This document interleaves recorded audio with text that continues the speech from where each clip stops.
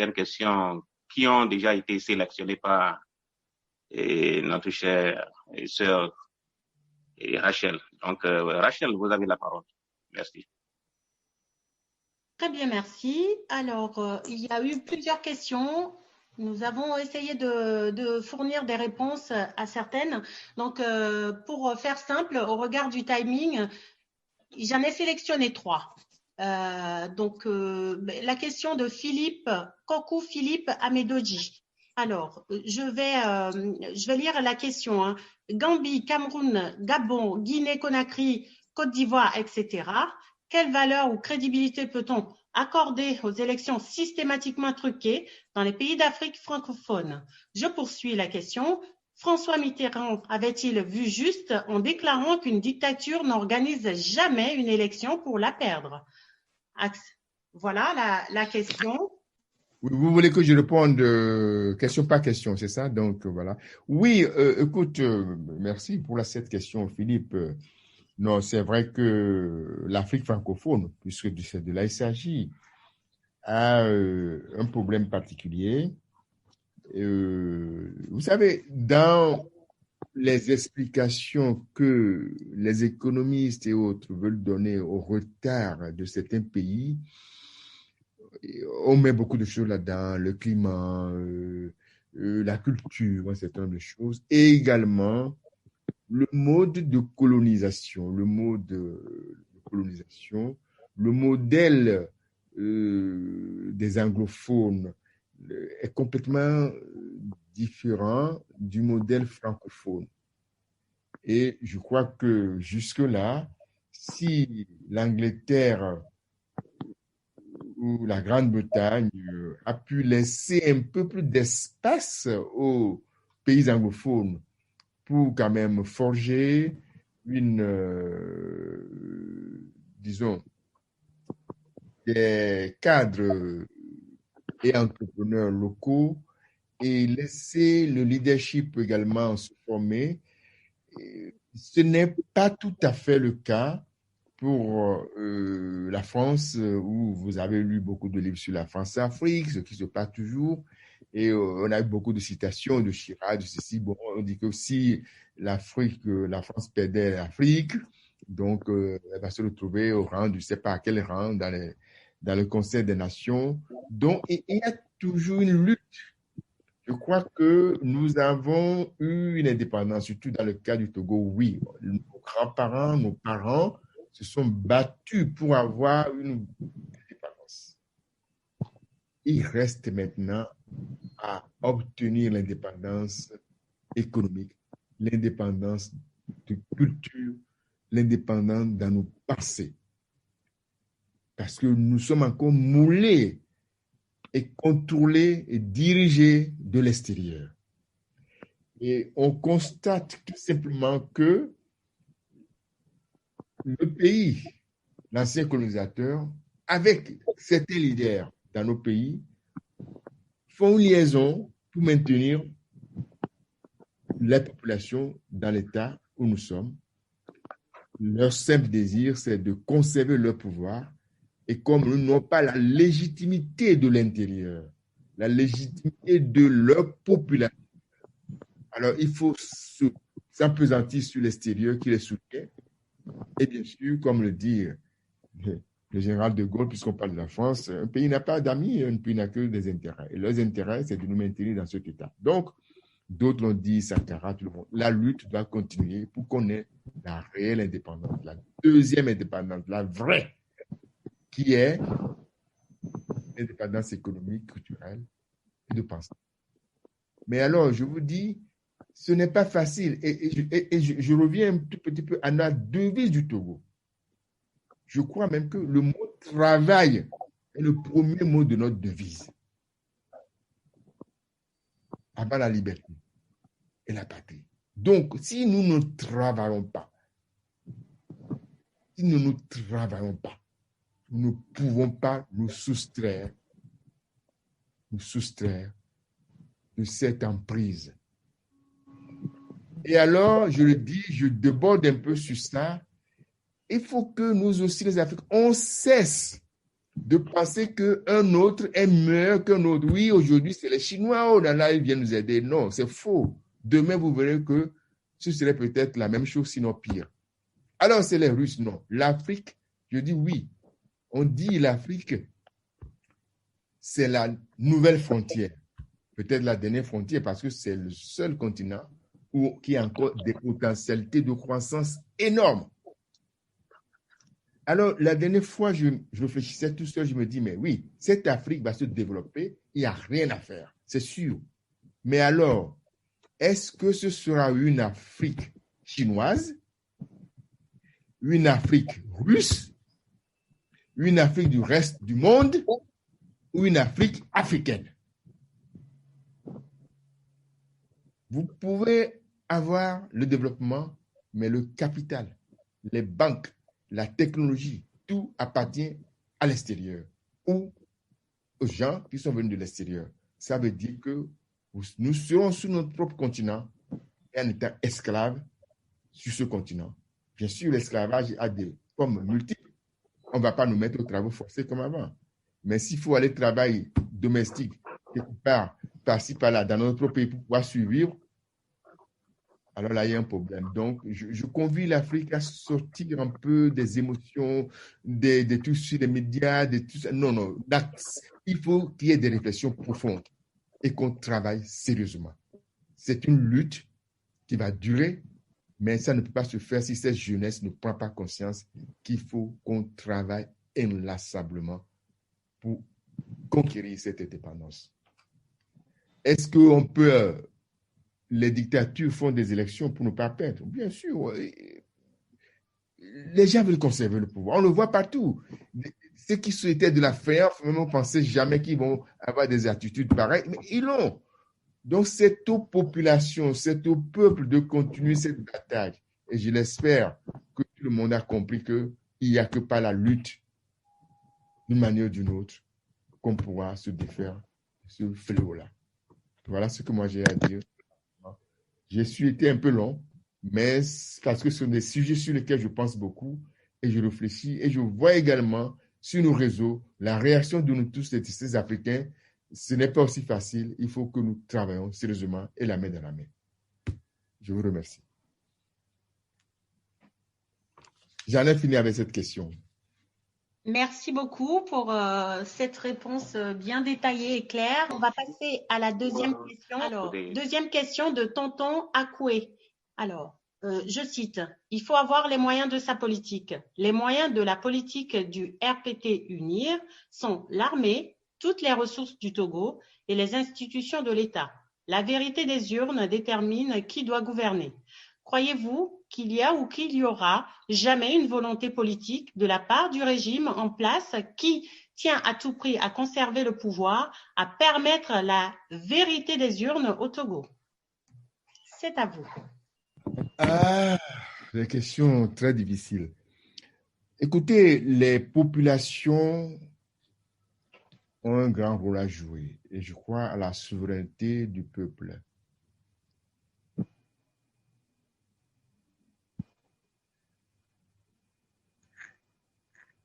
Les gouvernements ne nous donneront rien sur un plateau d'argent. Non, je ne pense pas que sans rapport de force réel, ils vont dire oui, merci, venez prendre, vous nous avez gagné. J'attends qu'un jour, des gens bien sensés, avec une certaine incarnation de valeurs hautes, puissent dire cela. Mais j'attends de voir. Il faut que les populations continuent de combattre. Mais les rapports de force se construisent. Imaginez ce qui se passe. Prenons même le cas de ce qui s'est passé aujourd'hui, au Togo cette année. Au moment où on avait commencé, et la dynamique et les autres, on avait besoin des moyens de la politique. Ne serait-ce que pour pouvoir avoir des représentants ou deux dignes dans chaque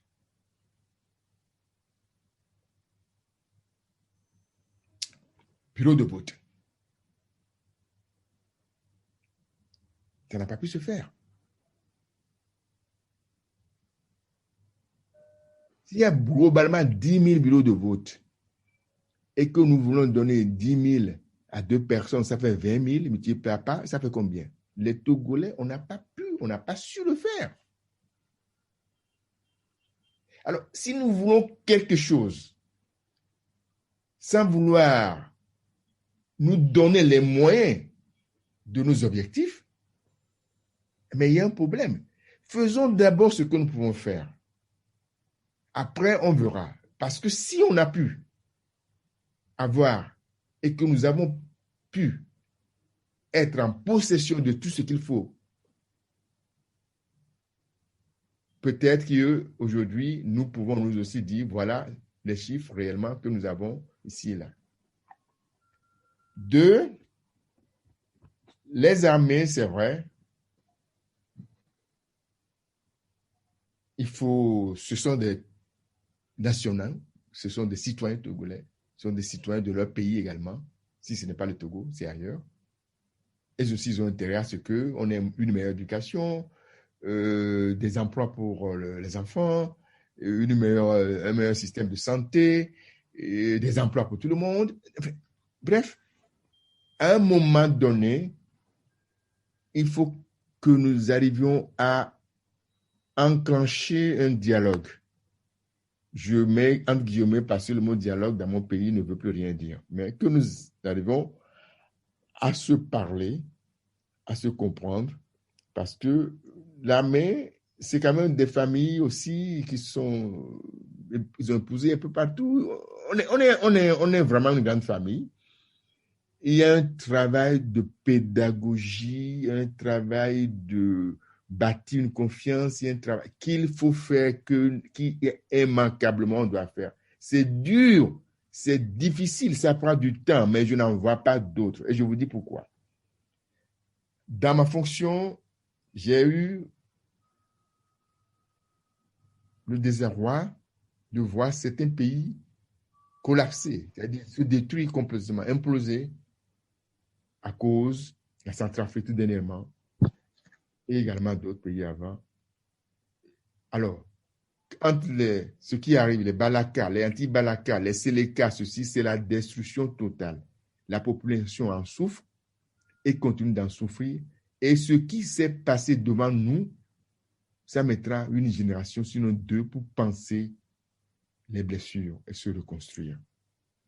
Alors, on peut toujours apprendre des choses des autres. On n'est pas obligé de faire les mêmes expériences pour apprendre.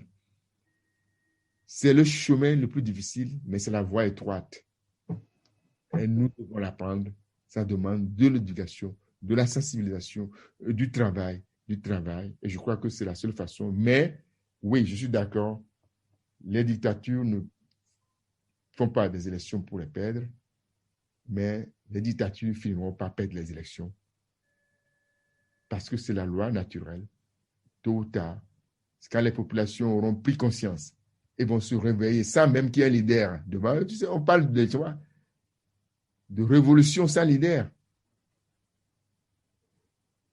Oui, leadership revolution. Ça va se faire. Laissons le temps au temps, travaillons, faisons ce qu'on doit faire. Je sais qu'il y a un empressement aujourd'hui à aller vite, mais il y a un travail de fond, une fondation qu'il faut bâtir. On ne peut pas faire le raccourci de cette étape-là. Sinon, on rentre dans d'autres choses que moi, je ne maîtrise pas. Je vous remercie. Très bien, merci pour la réponse approfondie à cette question. La dernière situation, y compris ceux qui sont au pouvoir. Voilà ce que je peux dire. Merci, Folie. Je crois que j'ai fini avec cette question. Très bien, merci beaucoup pour la réponse apportée. Malheureusement, au vu du timing, nous ne pouvons plus passer d'autres questions. Je passe la main du coup à Cyriac, c'est à vous. La première question vient de Folie BT. Monsieur Nestor avait parlé donc du président démocratiquement élu. Tout le monde sait que nous avons aussi un président non démocratiquement élu. Le Togo a donc 2 exécutifs. On peut parler du bicéphalisme. cette situation peut perdurer jusqu'à quand? C'est à vous. Ah, mon cher frère Bété, je ne lis pas dans la boule de cristal. Je ne sais pas jusqu'à quand. C'est inconfortable, c'est inadmissible, il y a un bicéphalisme. Le Togo est dans une situation d'impasse. Et je l'avais dit déjà dans l'introduction que débattons, ne nous battons pas. Débattons, ne nous battons pas. Ça veut dire qu'à un moment donné, les citoyens togolais et togolaises doivent se retrouver, parler, trouver une solution, laquelle je ne sais pas. Il faut avoir des options, toutes les options possibles sur la table, mettre sur la table les garanties nécessaires pour les uns et les autres, et puis aller aux discussions. Mais il faut préparer, il faut qu'on soit préparé, qu'est-ce qu'on veut réellement, quelles sont les options disponibles, quelles sont les garanties qu'on donne aux uns aux autres, parce que dans tout ça, il y a la peur, il y a qu'est-ce qui va nous arriver, il y a beaucoup de choses. Donc, je ne sais pas comment on peut faire l'économie de discuter pour se comprendre. En même temps qu'au niveau local, les populations font cela, je crois que la diaspora a un grand rôle à jouer aussi. C'est de continuer, comme vous le faites déjà, ceux qui sont de la diaspora, de vendre ce dossier de Togolais, de faire comprendre aux chancelleries qu'il ne s'agit pas de rompre avec l'Occident, de rompre avec ceci, de choisir tel ami ou pas tel État par rapport à tel autre. Il s'agit pour nous tout simplement de pouvoir être nous-mêmes et de pouvoir commencer un développement économique et social en ayant fini avec ce cycle interminable d'une quête élusive d'alternance. L'alternance, le changement, c'est bon pour tout le monde parce que ça nous donne d'autres façons de faire, d'autres façons de voir et d'autres façons de conduire notre pays. Combien de temps ça va durer, ce qui se passe, je ne saurais le dire. Je souhaiterais qu'on puisse trouver une solution très rapide et ça demande qu'il y ait des options et que les uns les autres puissent se parler. Je vous dis, même en temps de guerre, il y a certains qui parlent, qui négocient parce qu'on veut que la guerre se termine et on veut que la guerre se termine d'une certaine façon et tout ça, ça se prépare. Mais les rapports de force doivent aussi jouer. Et c'est là où les populations, nos populations, doivent aussi se mettre dans le jeu. Se mettre dans le jeu. Et ce n'est pas seulement une question des leaders, mais les populations. Bien sûr, une population sans aussi leadership, c'est difficile, mais je crois aussi qu'il y a eu des moments où il suffit seulement d'une mesure, d'une décision impopulaire pour que tout le monde se mette dans la rue. On en a vu dans beaucoup de pays, en Tunisie, au Maroc, partout, où seulement le prix du pain peut déjà simplement enlever les gens dans la rue pour arriver à faire quelque chose que même les leaders n'avaient pas préparé. Donc, moi, je n'ai pas de réponse précise à cette question. Le temps nous dira, l'avenir nous dira. Nous souhaitons simplement que ça ne dure pas trop parce que ça impacte notre pays, le moral des gens, la vie de nos citoyens, de nos compatriotes, que ce soit à l'intérieur comme à l'extérieur. Nous souffrons tous d'une manière ou d'une autre. Merci, sœur Rachel, et merci à monsieur Gamso-Koda. Et avant qu'on nous donne la parole, ou bien avant qu'on nous redonne la parole à monsieur Gamso-Koda et de nous donner son mot de fin, et j'aimerais demander à mes co-animateurs s'ils ont quelque chose à y ajouter ou bien comment ils ont vu la tenue de cette conférence-là. Bon, je vais passer la main à Olivier très rapidement. Merci. Allô, merci beaucoup. Je remercie tous les participants à cette conférence et particulièrement à notre invité, monsieur Pierre Gamessou-Koda, pour sa disponibilité à nous avoir accordé ce temps pour nous répondre à nos inquiétudes et à ces questions que nous avons relevées pour lui. et nous pouvons dire que nous sommes satisfaits des réponses qu'il nous a données. Et je retiens une chose dans tout ce qu'il a dit, pour faire une petite synthèse. Je retiens une chose, il appelle à l'union de toutes les forces, à l'entente sur le terrain et à un travail de proximité de tous les acteurs politiques et de la société civile. Et au sein de la diaspora, il nous invite également à travailler de manière plus sérieuse, concertée et éviter surtout les divisions inutiles, de nous organiser au sein de la diaspora pour mobiliser forces, ressources financières, logistiques et autres, et également composer des structures de suivi des travaux ou bien de suivi de traçabilité des fonds qui seront collectés éventuellement, et également travailler de cohésion ou bien de manière structurée avec la plateforme ou bien les plateformes sur le territoire togolais. Et en général, voilà, nous Togolais, ils nous invitent tous, si j'ai bien compris, à espérer que voilà, toutes les sensibilités soient touchées, atteintes pour que nous puissions revenir à de meilleurs sentiments. Donc, pour notre conclusion, je ne sais pas si je dois parler au nom de nous tous, mais je peux dire que je suis satisfait, sinon nous le sommes. Et à ces appels de sa part, je crois que nous allons transmettre à travers les audios ou les vidéos que nous allons partager plus tard de cette conférence. Et le message sera porté au reste de nos peuples pour que voilà, nous y travaillons. Donc, je remercie Monsieur Koda et les animateurs, co-animateurs, les invités, tous les participants. Et je vais terminer sur ces mots. Et je crois que je repasse la parole à Cyriac alors pour voilà, la gestion du reste du programme. Merci, cher Olivier. Si Salomon aussi a quelque chose à y apporter. Merci. Oh, merci. J'ai pas grand-chose à dire puisque le collègue Olivier vient de faire la synthèse de ce que j'aurais pu dire. Et on ne peut que remercier notre illustre invité d'avoir été à la hauteur de nos attentes. Et je nous encourage à réfléchir sur tout ce qu'il a dit. Et je pense qu'il y a beaucoup de solutions afin que nous puissions voir le bout du tunnel. Et je remercie aussi je remercie tous les invités et tous les participants, et tous les frères qui ont collaboré pour que cette soirée soit une réussite. Merci et bonsoir à tous et à toutes.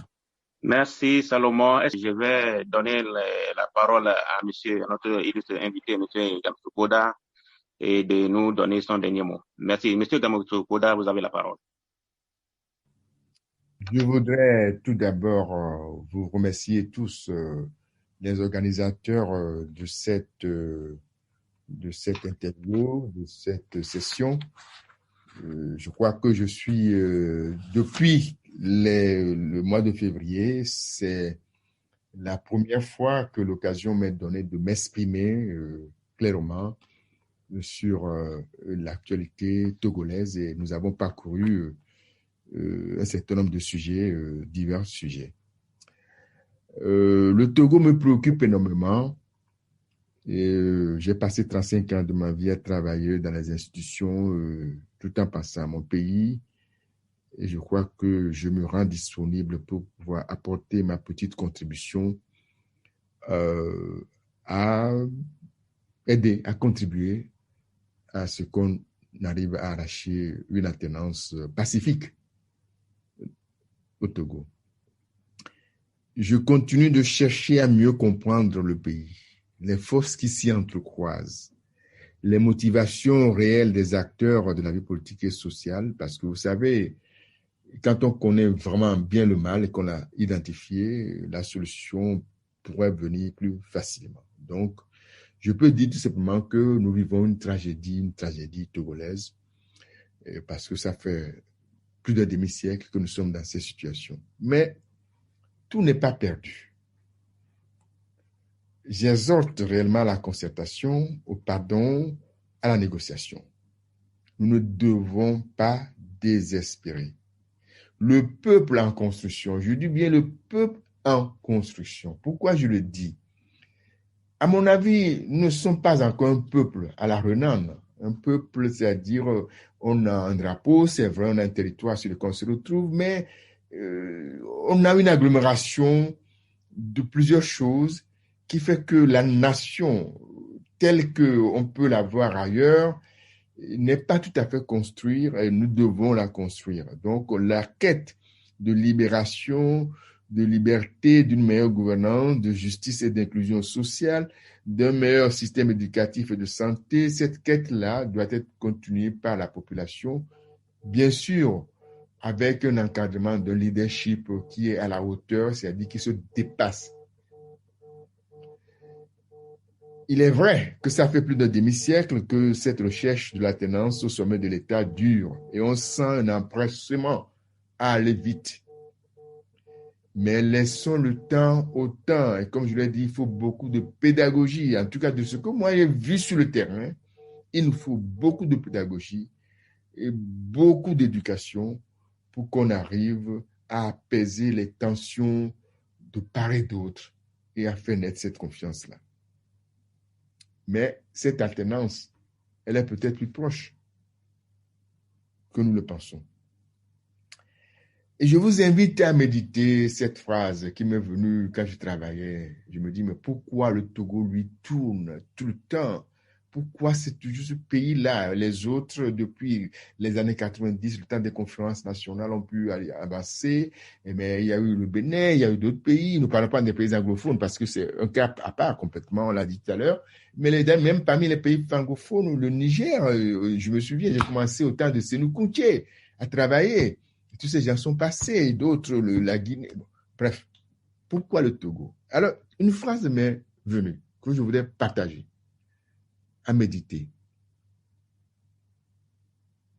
C'est parce que nous sommes ce que nous sommes que ce qui nous arrive, nous arrive. Je répète. C'est parce que nous sommes ce que nous sommes que ce qui nous arrive, nous arrive. Changeons vraiment dans notre fort intérieur et le changement que nous recherchons se manifestera. It's inside out, comme disent les Anglais. C'est de l'intérieur vers l'extérieur. Si l'homme togolais, je me souviens, nos grands frères à l'époque, on disait un nouvel homme togolais, un nouvel homme. Bon, bien sûr, il faut ce nouvel homme qui est ancré dans la franchise, qui incarne les valeurs de nation, qui est un homme d'État, qui pense bien sûr être président, pourquoi pas, c'est une ambition normale, personnelle, pour ceux qui veulent. Mais en même temps, on sait que au Togo, ce ne sera pas aussi facile si nous n'y allons pas ensemble d'abord pour arracher cette alternance. Et maintenant, le terrain sera ouvert pour tous les politiciens, pour tous les politiques, pour pouvoir, en tout cas en jeu maintenant démocratique, faire avancer leur point de vue, leur vision et aller demander le suffrage national et que si les populations ont parlé, que cette vérité des urnes-là soit ce qui sera proclamé. Ça demande du temps. Donc, réfléchissons encore à cela. Pourquoi ça nous arrive que à nous? Qu'est-ce que nous faisons différemment des autres? Quand chacun va trouver la réponse à cette question, peut-être que nous sommes sur la voie d'une prise de conscience qui fera que le changement se fera plus facilement que nous le pensons. Mais j'ai espoir et je suis optimiste pour notre pays. J'ai foi à la jeunesse togolaise, foisonnante, entrepreneuse et bien formée. La relève est certaine et je crois aux populations.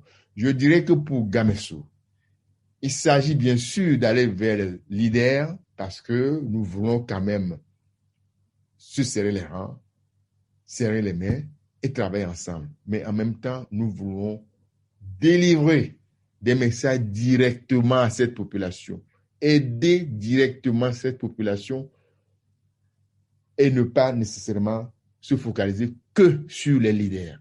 Les populations, quels que soient les leaderships ou bien les cas dans lesquels elles étaient, cette population-là, ont voté.